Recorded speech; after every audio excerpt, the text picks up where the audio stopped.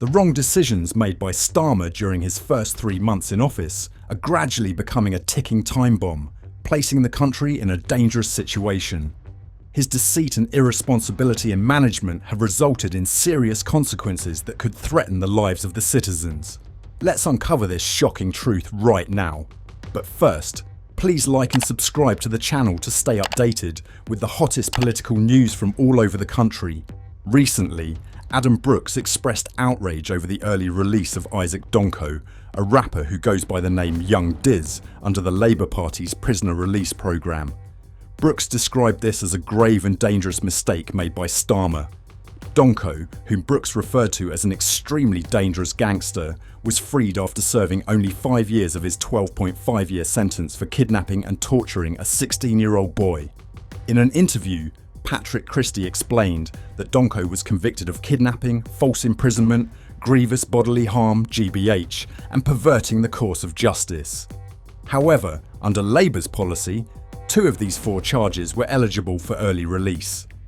Brooks criticised the decision, stating that there had been promises that violent criminals would not be released early, but Donco's case directly contradicted that commitment. The danger posed by Donco was so severe that a task force had been deployed to capture him. According to Brooks, Donco is a formidable thug. After this dangerous criminal served just 5 years of his 12.5-year sentence, Brooks questioned the point of lengthy sentences if they are not fully enforced. He argued that the system is in desperate need of reform. If a convict is sentenced to 10 years, they should serve the full 10 years. Donco, a member of a gang in Newham, East London, was jailed in April 2019 for kidnapping a schoolboy and posting videos of the crime on Snapchat. He was also accused of luring young gang members with free food before encouraging them to attack rivals. The victim endured a horrifying 2-hour ordeal, during which he was stripped, beaten with metal rods, and threatened with boiling water. Donco recorded the torture on his iPhone. Chief Inspector Jim McKee, who led the investigation, described the incident as extremely violent, causing deep emotional trauma to both the victim and his family. Despite the severity of the crime, Donco was released earlier this week alongside 1,200 other prisoners under Labour's early release programme. The government's early release programme, designed to ease pressure on the prison system, has come under fire after Donco's release. Under this policy, offenders can be released after serving 40% of their sentence instead of the usual half. Although violent offenders are typically excluded from the programme, Donco qualified due to having served more than 4 years. Donco's 3-year sentence for GBH contributed to his eligibility for early release. However, in a surprising twist, Starmer, the Labour leader, expressed dissatisfaction with the programme's execution and was reportedly angered by criminals like Donco publicly thanking him. Starmer explained that he never intended to approve such a controversial measure, but felt compelled to act due to the overcrowded state of British prisons. This decision may backfire on the government as dangerous criminals like Donco are released to make room for peaceful protesters. Figures like Peter Lynch are seen as a disgrace, symbolising how the government prioritises public safety while simultaneously stifling citizens' right to free speech. Who can explain this complicated situation? Share your thoughts in the comments below so we can discuss the best way forward for our nation.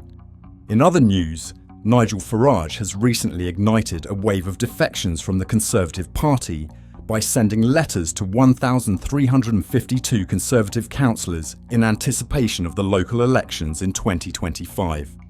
At the age of 60, Farage hopes to persuade Conservative councillors to support the Reform UK movement, following the increasing number of local members who have left the Conservative Party since the general election in 2024.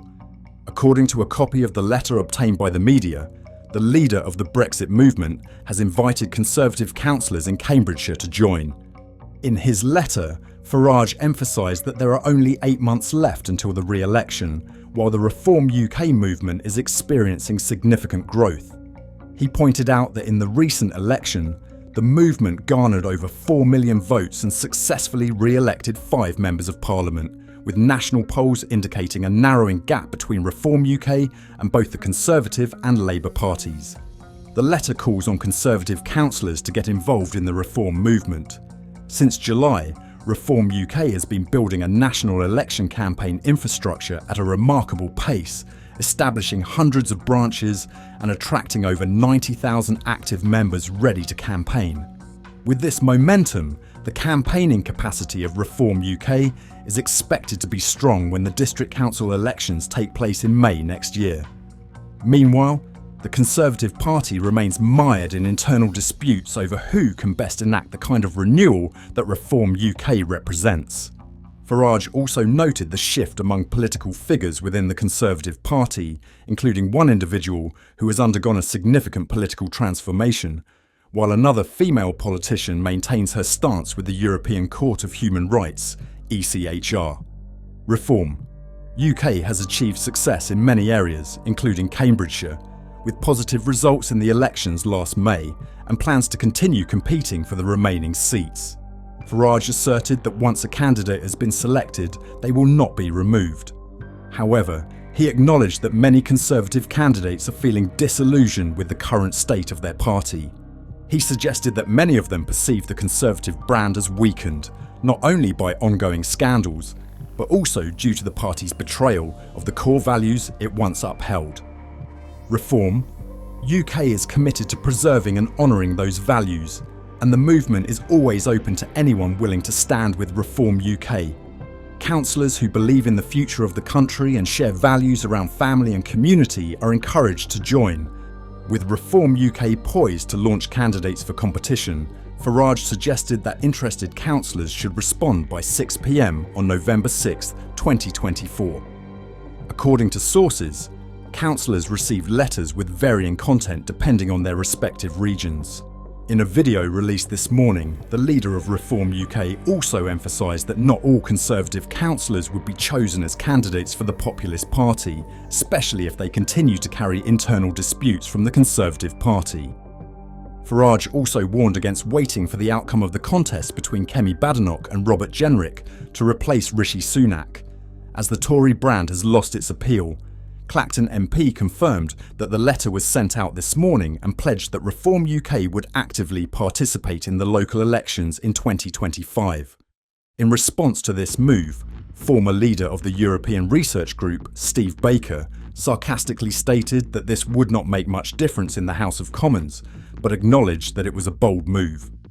Reform UK plans to contest 21 district councils, including Doncaster and 9 unitary authorities, which will hold elections on May 1st, 2025. Areas such as Essex, Lincolnshire, Norfolk and Nottinghamshire are expected to be key targets, while Doncaster and the Isle of Wight may also yield promising results.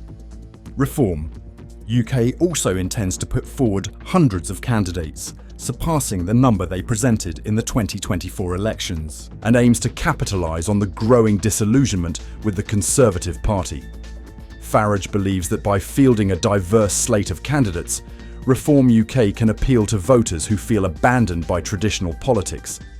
In the wake of recent controversies surrounding the Tory leadership, he emphasised the importance of offering clear alternatives and solutions to pressing issues like the cost of living crisis and immigration.